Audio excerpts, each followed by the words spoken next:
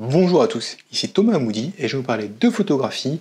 On approche de la fin de l'année et on va discuter ensemble dans cette ambiance chaleureuse et cosy. Alors, je vous préviens tout de suite, est-ce que vous voyez les vidéos que je fais pour me marrer où vous apprenez pas grand chose du type celle de la FIAP? Je vous mets un lien ici, ça vous parle à peu près. Ça va être une vidéo de ce type là aujourd'hui. Donc si vous espérez apprendre un truc intelligent sur la photographie, c'est peut-être pas la bonne vidéo à regarder. Par contre, si vous espérez rigoler un coup, a priori vous allez être servi. Ok. Pour vous expliquer le titre de la vidéo, ça fait 8 ans que je fais du contenu sur la photographie. Il y a le contenu que je publie, il y a les interactions que j'ai avec vous, et il y a tout ce qui se passe en off que vous savez pas forcément. Ça m'a fait une montagne d'anecdotes au fil des années, que je raconte lors d'apéros photos, en soirée, etc., pour faire un peu marrer les gens. Et je me suis dit, c'est con, il y a quand même pas mal d'abonnés que ça ferait peut-être rire de savoir comment ça se passe derrière le décor. Donc je vais vous partager un petit top 8 à peu près des pierres casse-pieds, on va dire, pour faire plaisir à l'algorithme, que j'ai eu au fil des années. Évidemment, j'ai pris le parti de rendre tout ça anonyme, donc je vais un poil modifier les histoires pour que vous puissiez pas reconnaître les personnes que je cite. J'ai aussi, quand je vous parle de mails, de choses comme ça, j'ai évidemment tous les éléments qui attestent de ce que je vais vous raconter. J'ai choisi, bien sûr, de pas vous les montrer parce que c'est pas le but, c'est pas que vous retrouviez les gens, etc. C'est plus pour le plaisir de l'anecdote pour le coup. Faut me croire sur parole. Si vous me croyez pas, tant pis.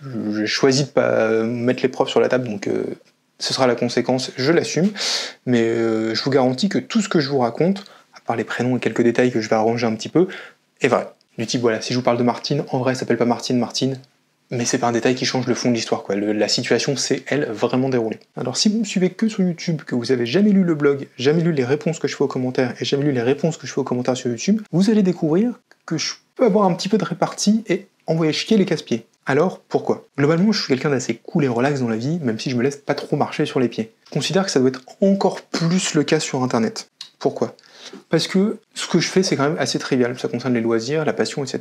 On n'est pas sur de la politique, on n'est pas sur des sujets de société qui touchent les valeurs profondes des gens à un point très important. Je mets en ligne des vidéos sur la photographie, qui reste un sujet à l'échelle des problèmes de l'humanité assez trivial, et je considère que voilà, si ça vous plaît pas, c'est pas grave, il y a plein de contenu à regarder. D'ailleurs, mathématiquement, je me rends bien compte que ce que je fais plaît pas à plein de gens.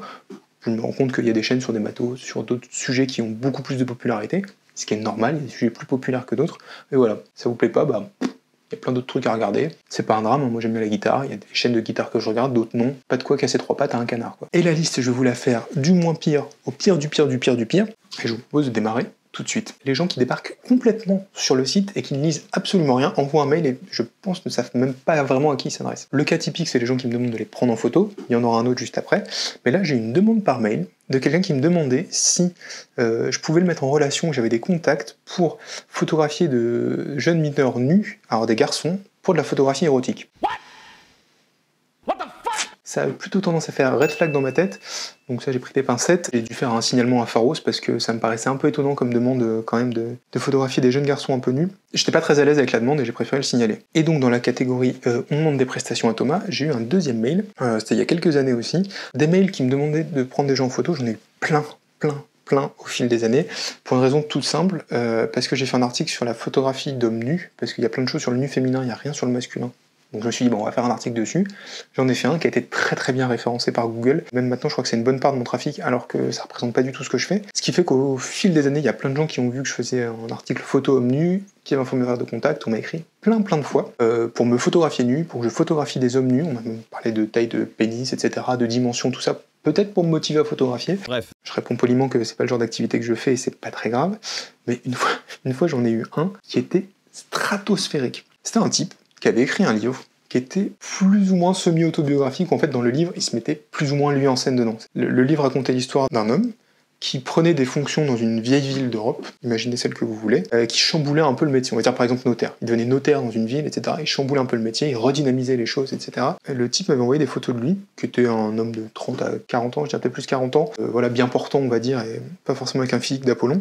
Et il m'avait envoyé des storyboards, des photos qu'il voulait que je fasse de lui pour illustrer le héros du livre, mais genre gros bec, tablette de chocolat, gros bras baraqué. Bah ouais, logique. Et j'étais mais complètement perplexe, quoi. Je me suis dit, qu'est-ce qu'il veut? Qu'est-ce que je suis censé faire de ça, quoi? Et je sais pas comment ce type s'est dit, tiens, lui peut faire ça. Il y a aucune photo de prestation sur mon site, je parle jamais de photo studio en plus, etc. Donc c'est même pas genre, est-ce que tu voudrais essayer et compagnie. Vous imaginez ma tête quand moi je reçois le mail, du type qui me parle de son livre, il veut des photos pour son bouquin. Bon, ok, pourquoi pas, je suis un héros, machin, les storyboards, les photos, les hauts. Stratosphérique. Et on en est qu'à la deuxième. Troisième anecdote, l'abonné obsessif. Alors, j'ai eu des gens qui ont pété les plombs, régulièrement, mais j'ai arrivé de recevoir des mails d'insultes de gens que je connaissais pas. Voilà, parce qu'ils sont tombés sur une vidéo d'il y a 3 ans d'un truc qui leur plaît pas, ils pètent un câble dans leur coin. Et genre, moi je suis en terrasse d'un café, je reçois un truc, je me dis, ok. Pourquoi pas, faisons comme ça. Donc ça arrive qu'il y a des gens qui pètent les plombs régulièrement, notamment avec la macro. Il y a des gens qui m'ont insulté très longtemps en message privé quand la vidéo est sortie, ce qui avait plutôt tendance à me faire marrer, parce que je trouve ça quand même chaud d'aller faire des faux comptes pour défendre la photographie macro. Oh oh, alerte au gogol! Alerte au gogol, les enfants! Je veux dire, si c'est ça ton but dans la vie, voilà la gueule du combat, quoi. Et donc dans cette anecdote, il y a un abonné qui commentait régulièrement, on va l'appeler Denis. Denis commentait régulièrement le blog, un petit peu en mode papy bokeh traditionnel à l'ancienne, mais pas vilain. Et quand j'ai sorti la vidéo sur la macro, il s'est mis à vraiment vriller et péter les plombs, quoi. À devenir assez désagréable. Et donc, comme je vous disais, moi je fais ça. C'est une partie de mon activité professionnelle de produire du contenu et des formations, mais c'est avant tout par passion. C'est pour ça que je le fais sur la photographie et pas sur le jardinage, parce que je suis pas passionné de jardinage. Mais voilà, je considère qu'au bout d'un moment, j'ai pas forcément à subir les problèmes psychologiques des gens, et encore moins pour un truc dont j'ai rien à foutre, quoi. La macro, c'est une vidéo que j'ai fait en 5 minutes sur un coin de table. Ça a fait ce que ça a fait, mais c'est pas la cause de ma vie, donc au bout d'un moment, je m'en fous. On bat les couilles. Donc sur le blog, j'ai une fonction qui est très simple qui permet de bloquer des adresses IP. Donc l'adresse IP, c'est l'adresse de votre ordinateur sur Internet, enfin de votre box très exactement, comme votre adresse de domicile mais sur Internet. Donc quand vous venez sur mon site la connaît, et en bloquant cette adresse, vous avez juste plus accès au site. Ce qui veut dire globalement, bah, vous pouvez plus m'emmerder et je suis tranquille. Donc ça marche avec une connexion, mais si par exemple vous en avez une chez vous, une au bureau sur votre smartphone, des fois il faut que je bloque 3 fois pour que ça marche et que je sois tranquille. Mais globalement, je m'en sors, parce qu'encore une fois, j'ai pas spécialement de temps à perdre avec ça. Et donc dans le logiciel que j'utilise, il y a des logs, voilà, par exemple il y a des adresses que j'ai bloquées parce qu'elles tentaient de hacker le site, donc je vois 10 tentatives et puis après plus rien, donc bah ils arrêtent quand ça marche plus et compagnie. Et ce petit Denis, mais je sais pas, je crois qu'il a dû se connecter genre 500 fois, un truc comme ça, je sais pas si j'étais la page d'accueil de son site, mais dans les logs, pas tous les jours, mais toutes les semaines, tous les mois, etc., régulièrement, il a retenté son coup, quoi, alors que c'était bloqué. Je comprends pas le trip d'aller voir un contenu qui te plaît pas et d'inciter à ce point-là, surtout qu'il y a une fois où j'ai mis à jour mon site et j'ai coupé ce plugin par erreur, et tout de suite j'ai eu des commentaires. Coucou! À quel point faut être dérangé quand même pour forcer comme ça à ce point-là. Et je pense même que la connexion est pas si vieille que ça, la dernière, je vais regarder en direct. Et donc je viens de vérifier, ce petit Denis continue de se connecter après des années à être bloqué sur le site, et la dernière connexion date d'il y a un mois, et j'en ai un autre que j'avais bloqué aussi, qui lui a fait 89 connexions depuis avril, donc la dernière, en octobre. Donc des gens qui continuent comme ça à essayer de venir, alors que visiblement le contenu ne les plaît pas, vu que c'est uniquement pour poster des commentaires désagréables qui sont là. Je comprends pas la logique. Et il est donc temps maintenant de changer de catégorie. Là on était sur les trucs un peu bizarres de pourquoi t'es obsessif comme ça, qu'est-ce que tu me demandes, d'où ça sort. Là on va passer un peu dans la catégorie des cinglés, en commençant par le fond du panier avant d'aller vers les cinglés golden. Comme vous le savez, je vends des formations, j'en ai cours en ligne sur la photographie, c'est super simple, hein. De temps en temps je les sors, en général quand je les sors je fais une promotion, quand la promotion elle est finie je remets le prix normal, et de temps en temps je refais une promotion parce que c'est la fin de l'année, c'est une raison qui justifie ça, bref. Il n'y a rien de très étonnant. Il y a plein de gens qui font des erreurs quand ils commandent, etc. Et j'ai aucun souci avec ça, c'est normal. Le système est assez permissif. C'est pas moi qui l'ai conçu, hein. Je me base sur une application qui s'appelle Podia. C'est-à-dire quand vous tapez votre mail pour vous inscrire, bah, ils vous demandent pas de le vérifier, etc. Je pense que c'est juste pour faciliter l'inscription à une formation. S'il y a 17 étapes à faire, forcément vous n'avez pas envie de le faire. Et ça m'arrive d'avoir des gens qui oublient leur mot de passe, qui ont fait une faute de frappe en tapant leur mail quand ils s'inscrivent, etc., qui ont des problèmes de carte bancaire parce que voilà, ils l'ont changé, ils l'ont perdu, ils l'ont abîmé, machin, le paiement passe plus, enfin bref, j'ai eu plein de trucs, et c'est tout à fait normal, ça fait partie de la gestion courante de ce genre d'activité, il n'y a pas de souci. Mais j'ai eu une personne, une fois, qui était exceptionnelle, on va l'appeler Martine. Martine a commandé une formation avec un paiement en 2 fois. Super, il est là pour ça, c'est une facilité pour aider les gens qui n'ont pas forcément le budget de tout mettre d'un coup à le prendre en 2 fois. Comme vous l'avez sur plein de sites, il n'y a pas de souci, c'est là pour être utilisé, donc elle s'en sert et c'est très bien. Là où je trouve l'histoire hallucinante, c'est que un mois après, le deuxième paiement ne passe pas, problème de carte bleue, et forcément il y a une relance automatique qui est faite, et c'est là qu'elle se réveille, où elle se rend compte qu'elle a acheté une formation.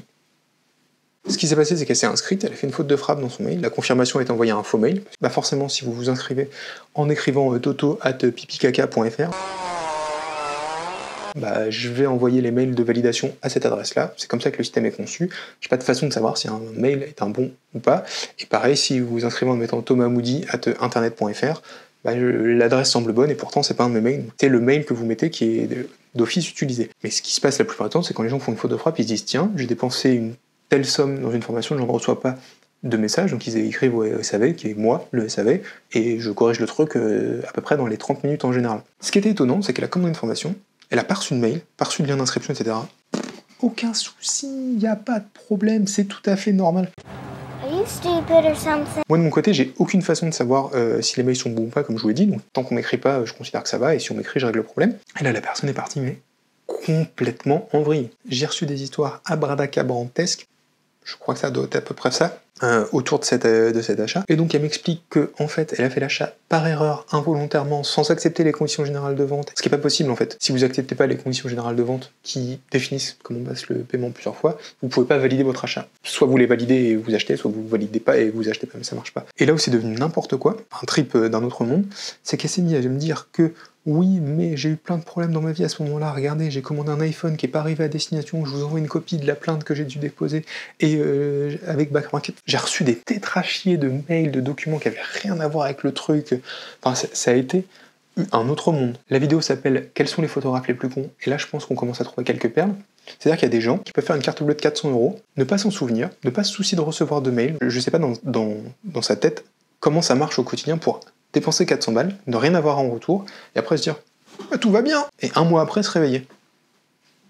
Alors, je sais pas, moi, peut-être que je suis tombé sur une milliardaire sur la Liliane Bettencourt de la photographie, et que ça passe comme ça, mais c'est un truc qui m'avait halluciné à l'époque.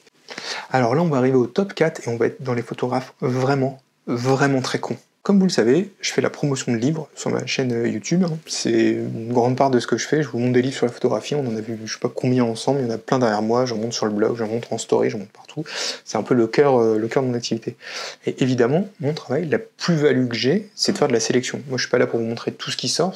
Sinon, c'est une sorte de revue de presse. C'est encore une revue de presse. Il y a un peu de tri normalement. Je suis pas un flux RSS qui va vous montrer tout ce qui me passe entre les mains. Je fais du tri. Il y a des choses qu'on m'envoie dont je parle, il y a des choses que j'achète dont je parle, et inversement, il y a des choses que j'achète et qu'on m'envoie dont je parle pas, parce que je considère que la plus-value que j'ai auprès de vous, c'est le fait d'avoir un peu de culture connaissance sur le livre photo, et de savoir dans ce qui sort, vous montrer les choses qui, je pense, dont je suis intimement convaincu, sont les plus intéressantes. Donc forcément, il y en a que je vous présente, et il y en a que je vous présente pas, parce que je pense que ce n'est pas intéressant, et c'est pas pertinent de vous le montrer. Ça arrive très souvent, par exemple, je peux le faire en direct, il y a un abonné qui a sorti un livre qui s'appelle Abri, qui est là, son nom c'est Thibaut Jandot, donc sur la notion d'abri, plein de belles photographies en noir et blanc, alors je crois que c'était la première édition, mais je pense qu'il en refait.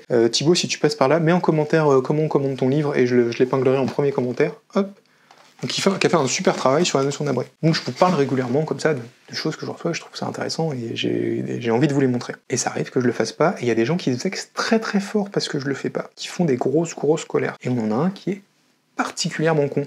On va l'appeler Martin. Qu'est-ce qui s'est passé? Martin, c'est un abonné assez classique, commente régulièrement, mais lui, il est focus sur un seul sujet. Un seul sujet. Imaginons, on va dire que c'est la philosophie. C'est pas la philosophie dans la vraie vie, mais imaginons que ce soit la philosophie. Tous ses commentaires, il va toujours répondre sous l'angle de la philosophie. Je dis un truc, il va dire « Ah oui, c'est comme si, c'est exactement ça, la philosophie machin », et des fois il va dire « Ah non, il faut préciser, parce que la philosophie, ceci », mais c'est son seul credo, c'est ça. Il m'a proposé de prendre son livre, j'ai pas accepté parce que l'idée me semblait médiocre, tout simplement. Je lui ai pas dit comme ça, évidemment, j'ai refusé poliment comme je le fais d'habitude, mais faut pas trop me casser les pieds non plus. Et il s'est mis à se vexer très très fort, et à devenir très désagréable en commentaire. Donc toujours en commentant sur ce même sujet de la philosophie, mais cette fois j'avais tort à cause de la philosophie à chaque fois. Vous me connaissez, je commence à me dire bon, j'ai pas de temps à perdre, hein. C'est déjà long de tourner, d'écrire, de monter les vidéos, tout ça, de les mettre en ligne. Je suis content d'échanger avec vous quand c'est sympa, mais j'ai pas de raison de me battre quand c'est désagréable quoi. Je suis pas venue ici pour souffrir, ok? Je bloque le compte, elle les roule. Et ce qui s'est passé, c'est qu'il a pas voulu s'arrêter là, ce brave Martin. Il a continué à commenter avec des pseudos. Faut pas prendre les gens pour des cons. Enfin, il y a un moment, faut pas être totalement débile. On a plus con après que ça sur la gestion des pseudos. Donc, Martin, si tu vois cette vidéo, t'es pas le plus débile du top, t'inquiète pas. Mais t'es quand même bien gratiné. Il s'est mis à commenter sous pseudo, mais toujours avec la même écriture, toujours sur le même sujet. Donc, des commentaires qui font des tirades de folie qui parlent de philosophie. Évidemment qu'on se doute bien que c'est Martin derrière, même si le pseudo c'est Polo. A créé d'autres faux comptes qui ne font sur la chaîne que appuyer les propos de Martin. Donc il commente un truc, il prend son faux compte et il répond genre « Ah oui, trop bien, etc. » Sérieusement. Donc on savait que c'était lui, surtout qu'il y a une histoire de citation où, très régulièrement dans ses commentaires, il citait une phrase qu'il aimait bien, qu'il est le seul à citer, les commentaires qui appuyaient ce qu'il disait réutilisaient cette citation, et tous les faux comptes s'en servaient aussi. Donc à un moment c'est un peu flag. Faut savoir que côté YouTube, on a un moteur de recherche des commentaires sur toute la chaîne, donc quand une personne commente, par exemple, c'est comme ça que je fais la différence entre le second degré et les gens vraiment agressifs, parce que à l'écrit c'est très difficile des fois, et ça m'est déjà arrivé, malheureusement, d'envoyer chier des abonnés en pensant qu'ils étaient sérieux dans leurs propos alors qu'en fait ils blaguaient. Voilà, après je me rends compte, je m'excuse, y a pas de problème. Mais voilà, nous on a cette visibilité là. Donc quand une personne commente un truc qui me paraît bizarre, donc soit une vanne, je me dis tiens est-ce que c'est du premier degré ou pas, bah évidemment on fait quoi? On fait une recherche, on regarde dans l'historique, et si je vois que c'est quelqu'un qui commente depuis très longtemps, qui fait des blagues, etc., je me dis ok ouais il déconne, il n'y a pas de souci. Et quand c'est un profil un peu bizarre comme ça, bah, je vais vérifier, et là je vois que bah, le compte existe depuis pas très longtemps, ne commente que sur tel sujet, etc., et ne fait, par exemple dans le cas des comptes d'amis, ne fait que valider les propos de la personne. Donc on se dit bon, complètement con quoi. Et tu es surtout très grillé. Et comble de l'ironie, cette personne, quand je réponds en disant bon arrête, on sait que c'est toi, c'est ridicule, m'envoie un mail en général dans l'après-midi pour me dire ah, attention, j'ai vu que tu commentes en disant que c'est moi, je fais pas ça. Et tu prends les gens pour des cons, non? Enfin il y a un moment peut-être faut réfléchir dans ta tête avant d'écrire.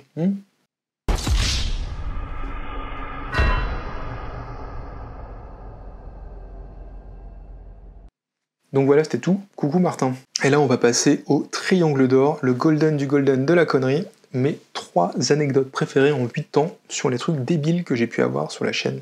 Je vous ai dit les messages en off, tout ça. Vous avez vu, il y a un peu plus de 10 000 abonnés maintenant sur la chaîne, ce qui fait qu'il y a régulièrement des marques qui me proposent des choses pour les placer sur la chaîne. Très souvent, je vais dire non parce que c'est pas des choses qui m'intéressent, j'ai pas envie d'avoir 14 nouveaux écrans pour tourner, 17 lampes, etc.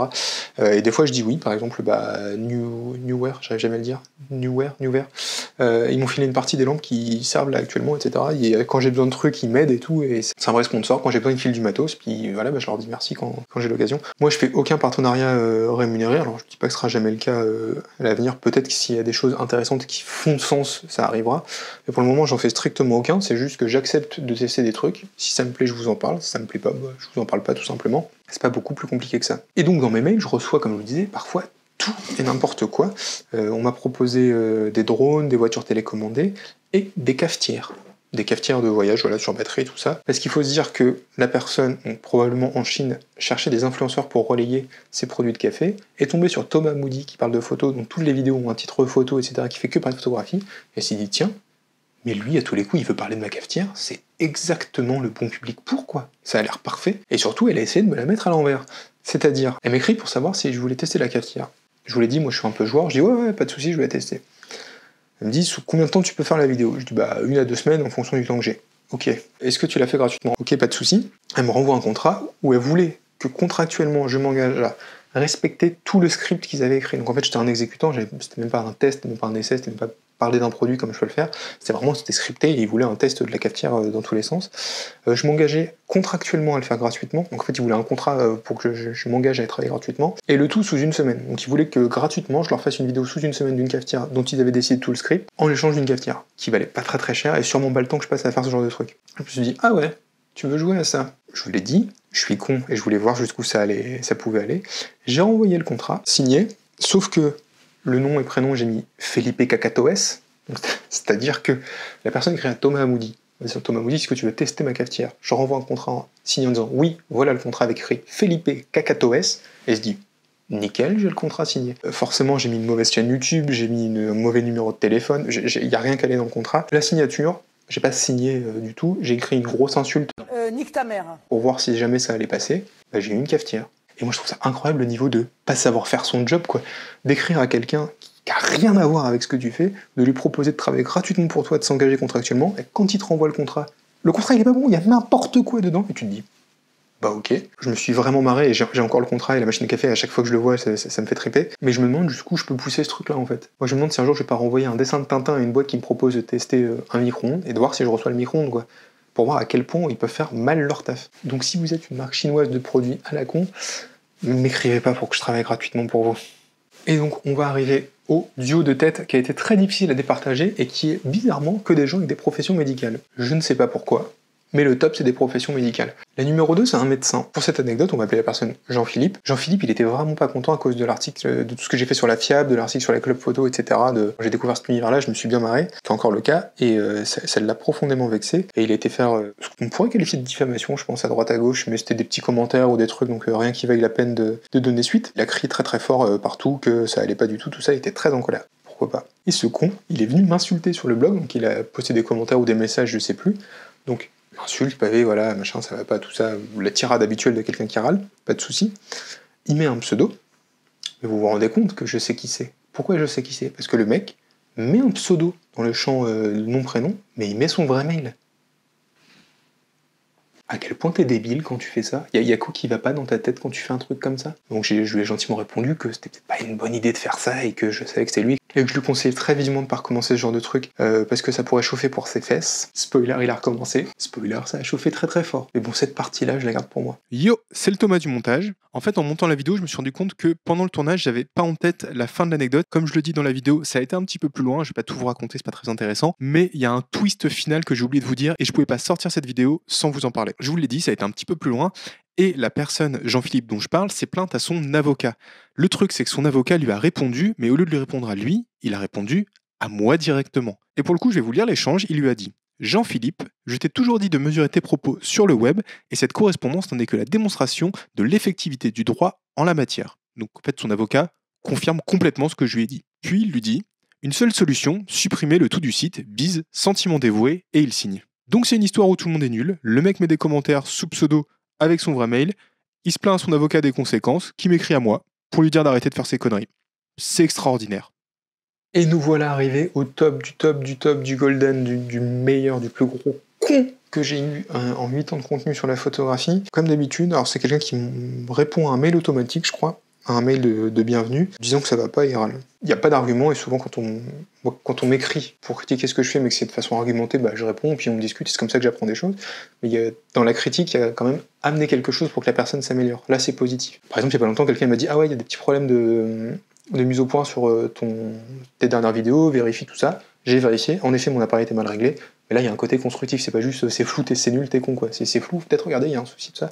Donc une critique qui est positive, elle vise à aider la personne à s'améliorer et améliorer le contenu en général. Il y a un côté, grâce à ce que je te dis, j'espère que ce sera mieux. Là c'était pas du tout le cas, c'est un truc pas argumenté ni rien, donc souvent je réponds avec un pouce, genre bah ok, super. Et la personne s'est énervée très très très très fort, s'est mise à m'insulter, ce qui arrive régulièrement, mais m'insulter de façon un peu bizarre. Elle s'est mise à m'insulter avec des noms de maladies psychologiques, etc. machin. Je me suis dit, tiens, c'est étonnant comme vocabulaire, comme façon de parler. Réflexe Google, je Google et je me rends compte que la personne était psychologue. C'est pour ça que je parlais de profession médicale. Jean-Philippe, avant, qui est encore une fois un pseudonyme, Jean-Philippe était médecin. Là, on va l'appeler Pierre.